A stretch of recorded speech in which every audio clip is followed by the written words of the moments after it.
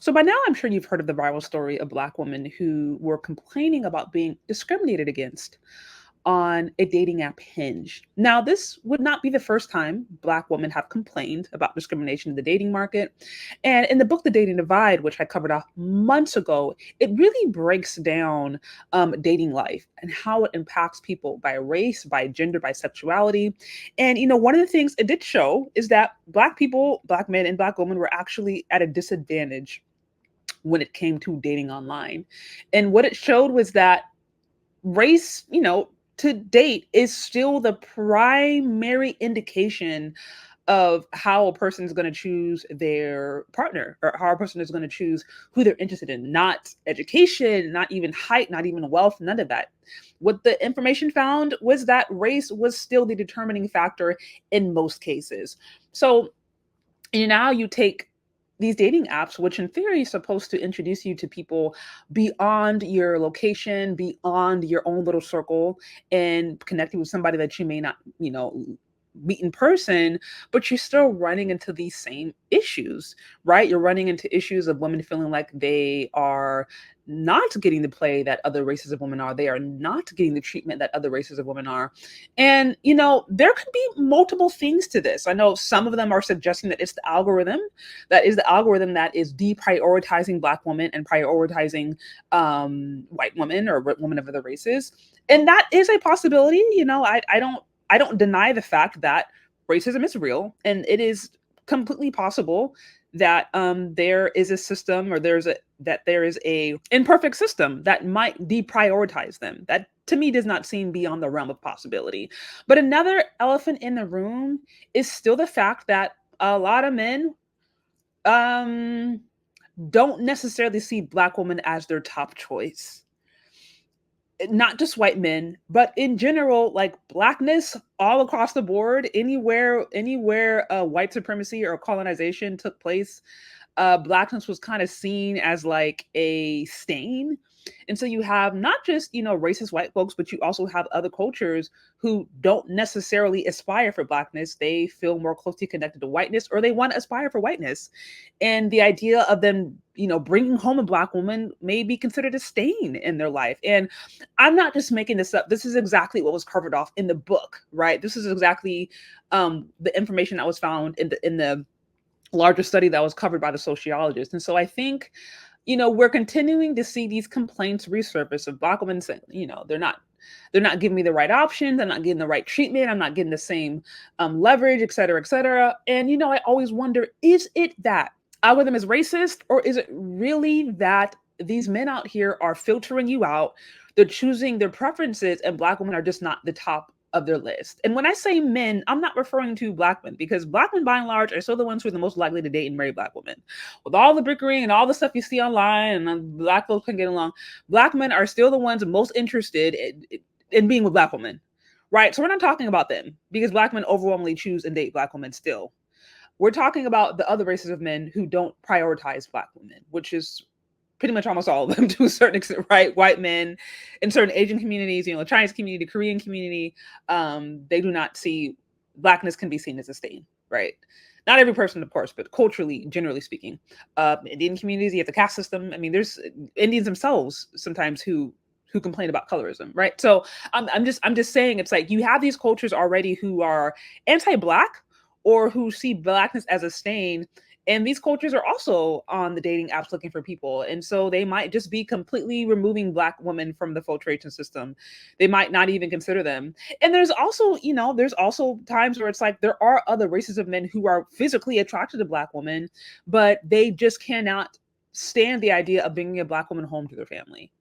So it's like this is, I think, is also the elephant in the room that may not be talked about. When women go online and they're complaining about not getting attention, it's usually that they're not getting attention from non-Black men. I haven't been in online, dating in a really long time, but we do know that it's quite possible these systems or these algorithms are not fair. And it's also quite likely that in addition, there's men who are just completely filtering out Black people as a possibility. And that's just because it's actually been documented. Now, I want to look at the comments and kind of see what people are saying. Okay, here's the first comment for the Daily Wrap Up crew. It says the real issue is that Black women aren't matching with enough white men, and they believe it must be due to the algorithm. This has nothing to do with Black men. They went straight for the juggler. They went straight for the juggler. I have to say I agree. I have to say I agree on this one. Black men still by and large are interested in Black women. Like, this is statistically, this is not debatable. Of course, we all can speak to situations of Black men who only choose white women. We go, you see athletes, entertainers, we all know that. But I'm just saying, by and large, your average Black men and just even Black men with resources are still generally interested in Black women. It's just, as we know, when black men get more resources and wealth, they do have more options, and then at that point you start getting into competition, and that's a whole other conversation. But I agree with what they're saying. I think that that's something that also needs to be considered, not just algorithm. Also another one that says, bruh, get over some of us Black men like white women. We go to the ones who appreciate us. Okay, this dude's into white woman. Okay. Like I said, you do have that. So I'm not gonna sit here and lie. You clearly you have that. Another one here, it says it's not the app. Some of these Black men don't want us.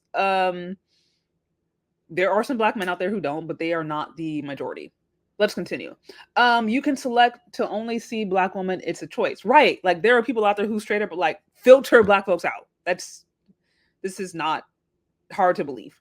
Also says, so I heard they actually match you with people based on your attractiveness. Attractiveness is all very subjective to a certain extent. I know there's some science to it, but there are certain things that are also quite subjective.